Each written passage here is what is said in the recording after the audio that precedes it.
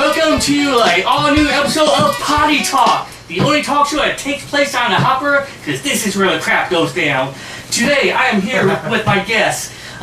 He is a local poet here in the Omaha metro area. He's also the host of the Shoot Your Mouth Off open mics, which take place 2 different nights of the week. Ladies and gentlemen, give it up for the very talented and very just lovable. Look at that face. Give it up for Mr. Jim Morrison at home. Please be clapping. Welcome to my bathroom. Oh, thank you. Where the magic happens. Oh, I smell that. It's Yes, my daughter thinks the magic happens here, especially. Really? Yes. You should hear her playing here. It's fun. I got all of her toys in here with me, so we can talk to them later too. That's nice. Lots of superheroes. She likes superheroes. If the interview starts to tank, we just say, screw it, playtime, and oops, I don't want to reach. I couldn't look weird on the camera, like I'm going down for something else. I didn't know how to dress for this chicken boy, so I decided I was gonna go formal, not formal. I was gonna kind of do a Hugh Hefner / Big Lebowski kind of mix. Nice. Yeah, so I'm fucking this shit up in the tub. Alright. Jacket's gonna be all covered in mildew. Mildew. Be awesome. I cleaned a little bit, but it was just one of those quick things where Quick tub clean right down to this. I don't want you to like when company comes over, Yeah. that's pretty much the only time I clean my bathroom, Yeah, really. exactly, yeah. Oh crap, someone's coming over. Alright. Anyways. Alright, Jim, I've known you for years, it seems. It seems like decades almost. A long time. It's been It's been since, I think the first show that I did with you was at the coffee shop on 16th. What was the name of that? Stage Right. Stage Right Coffee Shop. And it was about 2000 and I'm going to say 2001 or 2. I think 2002. Yeah, I think that's when I 2002. first So it's been 11 years. Yeah. That's we passed our own high school reunion in absolutely. They should have like a high school reunion for the Stage Right Coffee Shop, right? They should. That'd be fun. We can go where that place. What is it now? It's a like a donkey show or something. I think so. It's like at the corner of Stage Right, for those of you where it was a little coffee shop located at the corner of next to the Orpheum Theater downtown Omaha, and I don't know. They got it's like wallpaper off now. You can't see inside the windows, which is a good sign. Yeah, that's I'm assuming something. Diabolical's going on in there, or risque, a little taboo, something a little unseemly, if you will, is happening downtown. Wonder what they're using that espresso machine for now. Here's a hit, math. When I first met you, you were this poetry guy. You had like this wave of meatloaf-like hair. Flowing long hair that waved in the wind. I had fucking, I don't know what that was I had going on my mullet at the time. You had some like Bobby's World kind of thing going on. Yeah, it was good. It was post-college. I was young and confused. Oh, okay. Obviously. But anyways, back to you. I met you were this poet guy. Why poetry? What made you go into that? Let's be really cliche. I didn't choose poetry. Poetry chose me. I don't know. I just there's some truth to that though. Like I started writing when I was young, like in high school. That whole teen angst thing, and I'd always wanted to read on stage ever since I saw that there were open mics in the city and stuff. So and I had been writing. I actually did a lot of drugs back then, so most of my writing came from that. What? Creative people doing drugs? Yes. No. Not hearing. So a lot of it was that, and then I still had some of the teen angst. It was my young 20s, so I did a lot of in my performance with a lot of angry white boy kind of screaming, and it was a good way to get out of I was trying to transition my life into something a little bit different. I didn't want it to be known for the activities I was involved in as much. Gotcha. So I wanted to express myself in a more productive manner. So I think that's why I kind of started performing poetry. But I've been writing since I was real young. Okay. So. Cool. So you straight out of high school, you went into the poetry route. Yeah. Trying to. Yeah, I things got around interested like in like graph writing, like hip hop style writing, and then I saw Def Poetry on HBO, and you know I wasn't an extremely good graph writer. Like I like the freeform a little bit more, and that seemed to take two styles, the two styles, and kind of meld them together. Gotcha. You know, and so there was like a lot of performance and hard hitting metaphor and stuff like that, but it wasn't as, you know, on the beat all the time. Gotcha. So that's how I kind of got into it. Gotcha. That's one of the things I like about your style here is there's a lot of stuff that's really obviously heartfelt in what you're doing, but there's also almost a little bit of an entertainment aspect to some of your works too. Yeah. Some of it quite funny. Oh well, thank you. Movies, yeah, there's some references, like Angelfish is a love poem, but there's references to pee in the pool water in like several places in that poem.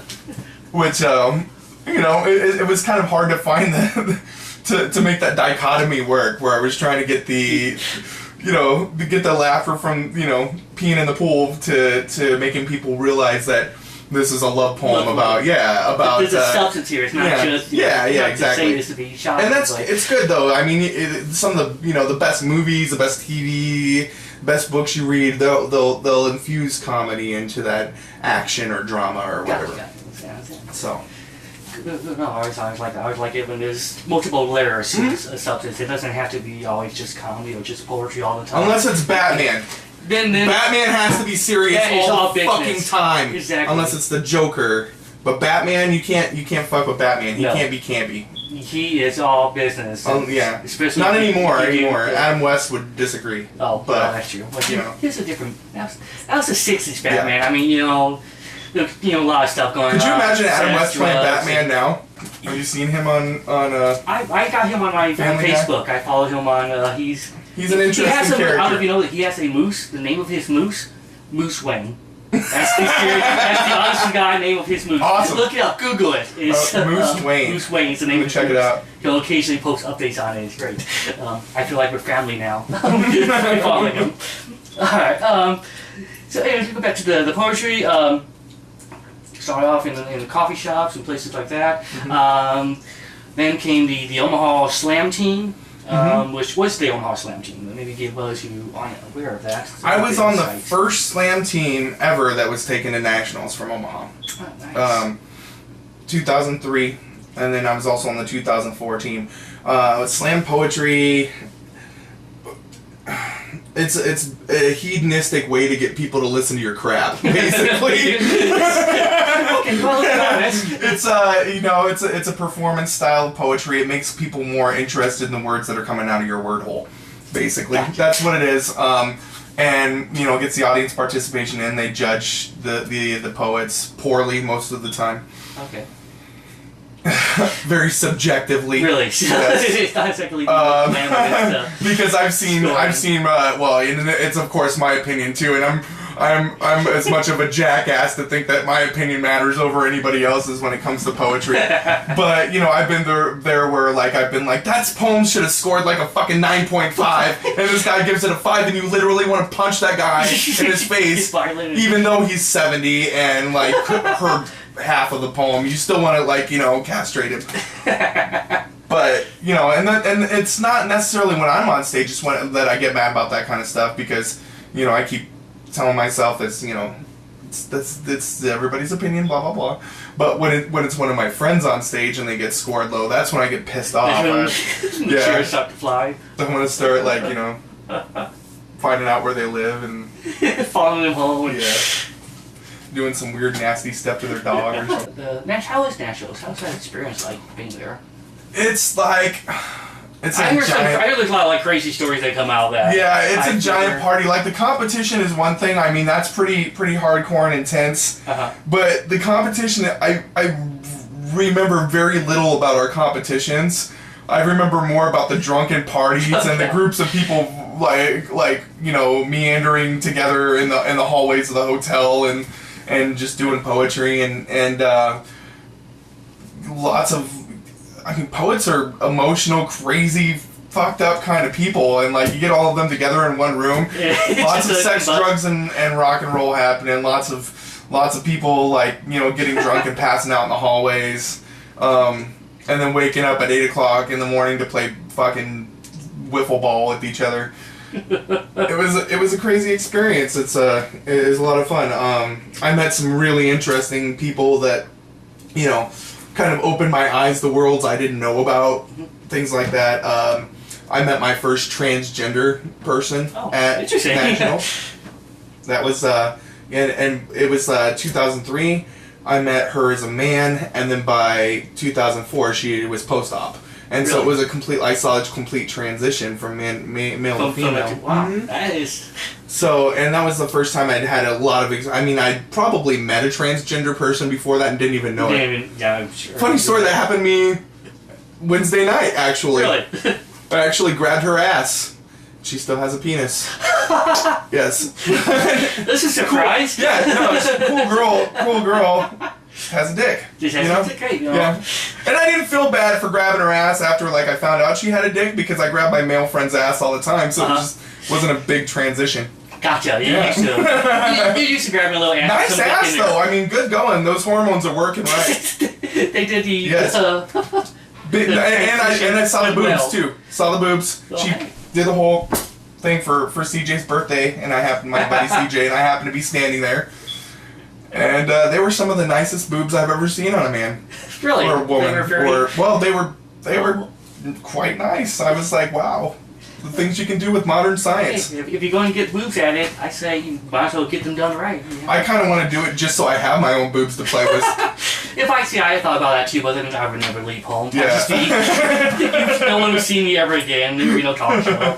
If there's a talk show, it would be me. Do you think myself, other transgenders would be pissed off at you if you just became a woman just so you could touch yourself? That's not what it's for. Interesting. Other interesting stuff from slam poetry. You went on to doing hosting events, particularly open mics. Mm-hmm. The Shoot Your Mouth open mic. You started way back at Straight Shooters. That started at Straight Shooters. That was actually the whole idea for Shoot Your Mouth Off came from the fact that the only poetry outlet here in Omaha was a very kind of more clean cut, conservative. I remember most of being almost seemed like it was only at coffee shops. Lots of new age people involved in it, lots of clean cut, esoteric people, and that was my first exposure to poetry slam until I went to Nationals and I saw there were a bunch of crazy, dirty punk rock kids doing it too, and I'm like, this is awesome. So there was a guy, it was Jamie Kennedy at the time. He's going by a different name now because there's a comedian named Jamie Kennedy, but he ran a show. Jamie DeWolf is his name now. Anyways, he was running a show in Oakland, I believe, called Tourette's Without Regrets. And I'd seen some video of the show, and it was this crazy punk rock show. There was piles of stuffed animals and dildos together and stuff. And it was just and there were great, amazing poets doing hardcore, raw, no holds barred poetry, and they had a haiku death match and all this different stuff that they were doing that was really bar scene kind of specific, and everything we had here going on was in the coffee shop, and I was like, I think it's time for Omaha to have something a little bit more along those lines, kind of expand your horizons a little bit, because if you got some punk rockers out there that are writing really good poetry, they're not going to want to hang out at the Ohm Center with grandma. Yeah. And not to say that all of the Ohm Center people are grandmas, because it's not true, but there are a lot of older people there that you would... and if you have any sense of composure, you're not going to want to start talking about bloody vagina or something like that in front of grandma. It seems to be a lot of just out high school kids and the senior citizen crowd. It's more of a family environment. It definitely is. So we wanted to create something that had a little bit more of an open, raw, kind of no holds barred attitude. And I think we succeeded because we've had some interesting stuff on stage since then. Yeah. To say the least. But yeah, started off at Straight Shooters. And at first it seemed to be working out there. They had a nice stage. The pool tables were off on one side.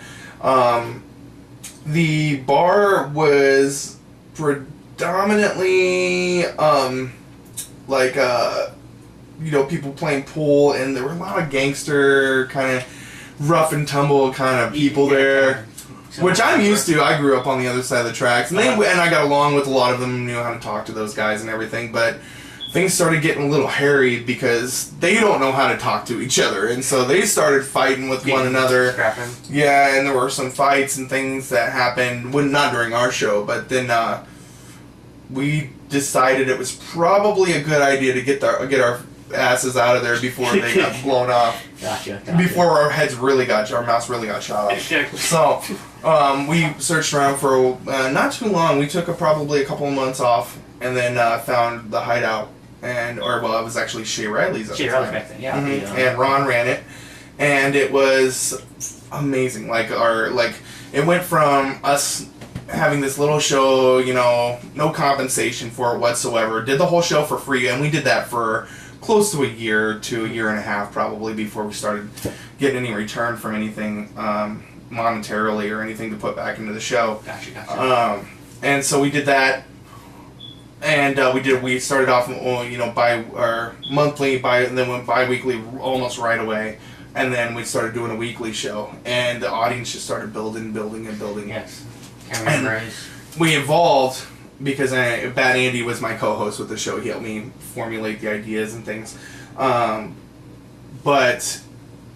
it grew because of Andy's musical influence and things like that. We decided to kind of expand, and we did another first in Omaha where there was never really a lot of open mics that had all forms. Right, there was multi-styles. There was music, poetry, and eventually started bringing some comedy in. And the music and poetry had been done together before, but when we started bringing comedy in, that was kind of something really new because nobody had really done that before.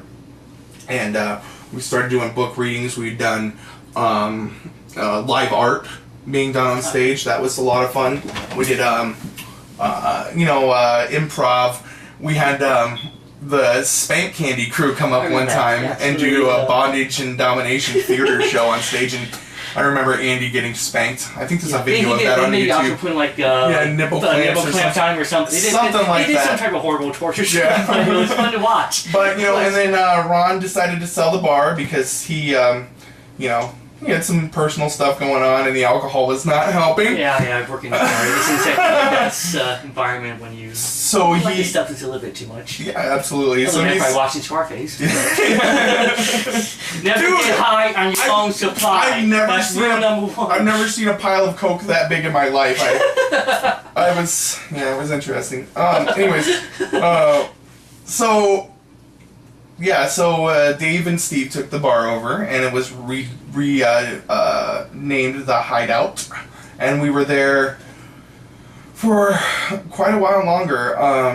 Just recently, we've made a move from there. I won't go into gory details too much, just to save face for everybody. But basically, we just decided the Hideout. They decided, and we decided it was probably best to part ways. We split off. Right. It was mostly their decision. Well, it was all their decision, to tell you the truth. We had made some changes to the show that we approved with them, and they didn't necessarily like, even though we approved it with them after they started getting implemented. So, gotcha. So that kind of put a kibosh in our 9 years. Kind of like a creative we were difference, there, basically. Yeah, creative difference. There was some expansion going on our part. That they gave us our blessing for, but then later agreed that they didn't want the expansion to happen. So we moved out to Shark Club, and the Shark Club is amazing. Yes, it's wonderful. I love that place, and we are at Mojo Smokehouse and Ales. That's a smaller venue, and it's been a little bit more difficult with the sound and stuff like that, but it's working out. Finally, we're getting a good pace going there. Starting to get things to flow a little bit better now. And we've always wanted to expand and do bigger things, and so now not only are we working on an open mic, but we've also started forming relationships with other open mics, like the Wednesday at the Side Door. Check that out, by the way. Wednesday at the Side Door is Allie Keeler's show, and she's actually our sound person on Sunday nights at the Shark Club. And so we've got some kind of coalescence going on there with the two open mics. And then we're also we've done some stuff with some bigger groups or some other organizations, like we're working with we've worked with the Duct Tape Transformers recently. We've worked with old school underground electronic dance music crew. We just did 7 panels at the NerdCon science fiction, fantasy, and anime convention here in Omaha, which is run by Kay Combs. And you should definitely check out NerdCon too. That's going to be in February. Look them up on Facebook, as well as Allie Peeler, because she's amazing, and Kay Combs. Giving shout-outs! I don't want to give away too many spoilers, but we've got some stuff that we're looking at in the future. We're going to be doing some stuff possibly with Pride. The Pride Festival that's in Omaha. I was thinking Pride Fighters for a moment. I don't know what else. No, the Ultimate Fighters? You LGBTQ Pride Festival. Okay. So we're going to be working with them. And we're a big supporter of equal rights for everyone. Gotcha. And then there's a local show, and I need to call this person to confirm everything, but we're going to be doing either a showcase or even maybe some recording of a local show called Creature Feature. Oh, yeah. Which is Dr. Sanguinary. Yes. So we're working on that. We're in the negotiations for that right now. We've got some other stuff coming up. Nice. So lots of great talent. And so we're basically just trying to maybe, make more of a communal effort to get some of our underground forms of entertainment more in the spotlight by working together. So that's the plan. Really, it seems like a good time right now as far as Omaha goes, as far as the different variety of entertainment options out there. It's really kind of a little small mini boom right now. There seems to be more tours, even some of the tours that kind of went away have came back lately. I've been noticing there's a lot of new faces that I've been pretty much out of the picture for the last year thanks to a little injury. But coming back, there's a lot of new faces I'm noticing. There seems to be a lot more comics out there now. Oh yeah, we definitely had some prodigal sons and daughters come back as far as the poetry is concerned, and it's taken on new forms too. I mean, and the comedy, I'm really excited about the comedy in this city because it's taken a foothold in ways that it hasn't before. We had people like Dusty Stell and Jack Comstock and a lot of other people who were just starting out comedians, and then they started, they started cutting their chops and getting some stage time at different places. Then as open mics and stuff grew, now they're doing collaboration comedy over at Barley Street, which is absolutely amazing. They're getting packed in there, and so comedy's really grown in this city, and I'm really happy to see that happen because there wasn't a lot of opportunity for that before. Throughout your time doing the two baffled mics, throughout the history, you've been the one mainstay that's been there throughout all the years. You've gone through a few different hosts over time throughout the evolution of the show. You had Bad Andy, who's the original host, the original co-host with you. Benjamin Gaddafi, he filled in for a little period. And then I think Andy came back, and then Andy went away again, and then Mandy Morgan came in. So you had really about 3 main co-hosts. Bad Andy, Benjamin Gaddafi, Mandy Morgan. So my question here, which one's the best one in bed? I'm just going to assume you slept with all 3. Which one is... I've seen all 3 of them in less clothes than I would like to. Do you like to admit? Yes. Which one rocked you the best? Andy National, I saw him before, and I don't know why, I mean, maybe seeing him in his tidy whities at Nationals actually made me think that he would be a good co-host for the show. I don't know. You see somebody in their underwear, you're less nervous around them. I don't know. But that was an interesting occurrence. And then, Ben has no shame when it comes to... Yes, I mean, if you remember... I see more of him on stage. If you remember, there's been certain times where we've had special occasions and birthday parties and stuff, and he has a penguin banana hammock that he likes to show off. Which is, interesting. So yeah, and then I've passed out at Mandy's drunk quite a few times too, and I've never did it with any of them though. I'm hoping that sometime either Bob Newhart or Betty White will accept my invitation to come host the show. Because I'd fuck either one of them. Oh, totally. Yeah. Betty White. Betty White, she's nasty. They're both hilarious too. But I bet they're even funnier naked. The Chew Mouth crowd's always been a very kind of a fun, partyist, rowdy kind of crowd. Yeah. How many shoot your mouth people hookups do you think there's been over the years? How many people do you think I know there's gotten been quite laid a few because they've been on your show? Yeah, and that's the thing. It's like it's awesome. Like the people get a little, through our show, which is also good. Not only do they get inspired, but they get inspired. Why did I do the fisting thing there? I don't know. Even you got a little something from hanging out at our show, I believe. Might have happened. Yeah. But it's been interesting to see. Your show's been good to many people. Yeah, absolutely. I'll say that. Absolutely. Well, and the thing is though, is like, what sucks about that though is it's a double-edged sword, because then those people will get together and they'll hang out and then they end up hating each other and we lose somebody. Because they don't ever want to come back and see that fucking person's face. They're like, fuck them and their stage time. Fuck them and their fisting.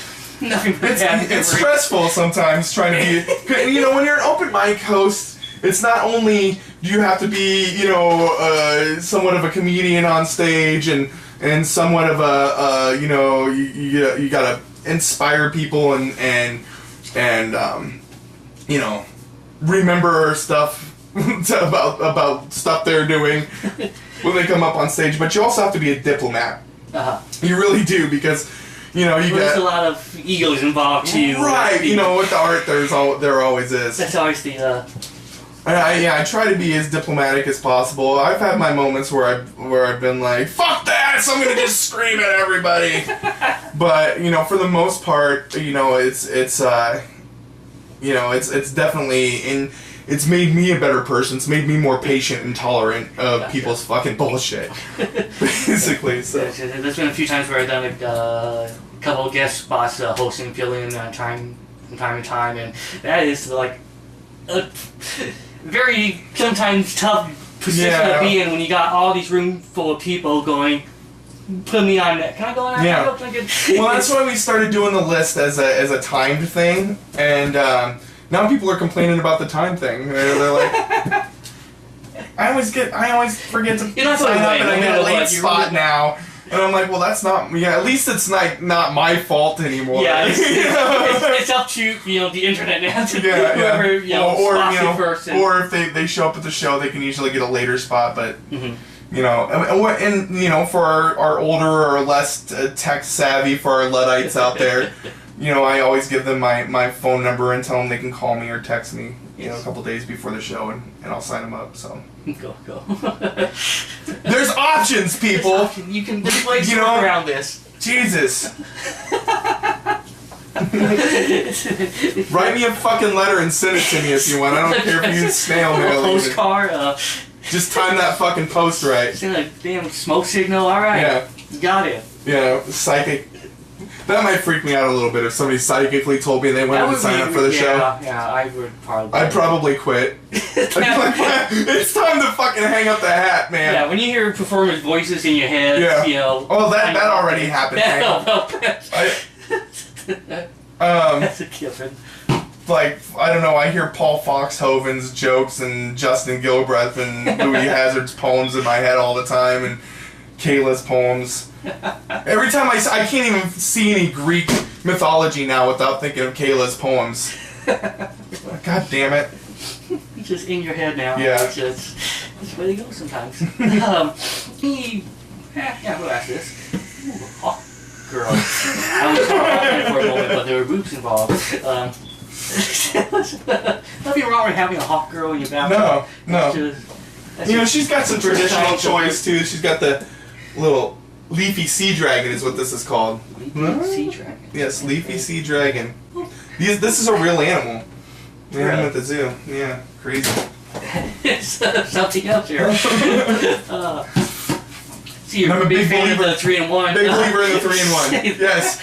Save some time wherever you can, people. I've got my daughter's 3-in-1 right here. Because I hate fucking bathing her. She's a pain in the ass. She's like, at least she'll wipe her own butt and crotch now. Like, that's, I just get the back and her hair. And then the 3-in-1 for me, the Old Spice. Ba ba ba ba ba ba. I have the angry. Alright, any upcoming, I don't know, any performance out there? Being in the open mic scene, being a host and all, you see a lot of different people come and go off stage. Any good people who sing in the works? Some like up and comers. Yeah, some up and comers. Some We have a feature this Sunday at the Shark Club. A girl named Kendra Noctegal, and she has become like an amazing performance poet in a very short period of time. We don't usually give people features this quickly. We usually make them wait quite a few months, but she's only been performing with us for a few months now, and she's already got a feature because she's just unbelievable. If you like spoken word performance, she's definitely somebody to check out. Justin Gilbreth just made the Ohm Center Slam. We were doing a Simo Slam, but we put that on hold because of the venue changes and things. We had some issues that we had to work out, so we're going to try again next year. But he made the Ohm Center Slam, and Justin Gilbreth, if you have not heard Pensive, which is his hip-hop stuff, and Pensive Poetry, you should check that out. You can find him on Facebook. There's lots of people that have come in recently that are amazing. Morse Code. They were predominantly playing at the Side Door Lounge, but they come up and done our Mojo show, and that's Jonathan Rowe and Ricky Duffy, and they're an amazing duo. Jonathan does like percussion, does like drums, and she plays guitar and sings, and he does some backup vocals too, and he beatboxes too, which is amazing. We've had people like Ross Turpin, who's amazing. There's always little surprises. For instance, there's this older gentleman that came up on stage, and we didn't know what he was going to do. We were like, oh, this guy's going to put everybody to sleep. His name's Bob Mitchell. And he gets up on stage at Mojo's and just starts doing this raunchy ass, like, funny, like, storytelling, and, like, everybody loved it. And so you get little surprises like that. I'm trying to think of some other names. I'm blanking, but I'm just going to list off some of our great performers. We've got, like, Ben McFarland does comedy and poetry. We've got Erica Elaine, who's a poet. We've got, we've had Preston Tompkins is an amazing comedian. We have J.C. Morgan, who's an amazing comedian. Paul Foxhoven. Nick Dean is a new comedian that's come out that's amazing. And then, we've got... Oh, Adam Kagi. I can't forget about her. She does a lot of a mixture of like some soulful like R&B music mixed with like some with Ghana cultural music from Ghana, and it's just absolutely amazing. Yeah, we have had some amazing guitarists come up recently. John Larson just recently performed with us, and he does almost a percussion and harmonic style of guitar playing that's unbelievable. And I can't forget also, I want to give a shout out to the Catalyst Caravan and Catalyst Glow Sticks. Catalyst Caravan they're a vendor who comes up and sets up and shoots their mouth off, and they sell soap and have bracelets and t-shirts and lotions and buttons and all kinds of jewelry and stuff like that. So they've been coming to our show on a regular basis, and Glow Sticks, his real name's Nick, but we call him Glow Sticks. He gets up on stage and has been doing some comedy and stuff lately too. So there's just lots of good stuff coming out. And there's new people all the time. Like, it's unbelievable. That's something I like about the open it's an mic scene. untapped. You never know what. You're never going to tap the talent in this town. Like, or you're never going to be able to fully like run out of talent in this town. There's lots of good stuff going on. Good stuff out there. Yeah. Alright, well, this is Potty Talk, and we can't do Potty Talk without asking you some potty questions here, sir. Yes! So, this is like the bonus round. Okay. Number one, is it a pee question? Number two is a poop question? There's a lot of TV questions, essentially. Oh, okay. There's a lot, but we'll get around to it. Alright. Let's see what comes out here. Alright, first question. Bears using toilet paper, for or against? Commercials, they got a lot of bears using toilet paper. I know, it seems like a waste of good toilet paper to me. I mean, why were bears needed? I mean, just wash it. I mean, they don't really have butts, they just have an anus underneath their tail. So what the fuck do they have to wipe? Why would they be? Yeah, exactly. All they have to do is jump in the river, people. Exactly. What a waste. So, it's not green. Exactly. No. That's why I'm thinking to you, as someone who cares about the environment. bears using up the toilet paper. That just, Yeah. people can use that, Yeah, the way they have those signs that say "Don't feed the bears." They should put "Don't wipe the bears" as well. I don't know, boo boo. What you doing with that TP? Why do I got a hemorrhoid? Boo boo, I feel a lump. That's not good. That's a sad story. I don't want to think about that. Yogi the bear having finding a lump. I mean, that's depressing. All right, next question. Smoking in the boys' room. Have you ever done it? That's just cray. That's just cray. When I was in high school, I didn't really smoke cigarettes. One time, I think I smoked at high school, and it was out back, like by the ironically by the track. Really? Yeah, ironically, like, let's ruin our lungs next to something that's supposed to improve them. So, yeah. All right. Okay. Double ply toilet paper, great invention, or a government created tool to gain control over our asses? What brand? Charmin. Okay. Charmin's the evil empire, but if you get Angel Soft, you're okay. You're okay. Okay. Yeah. Sweet. Awesome. All right. And this one.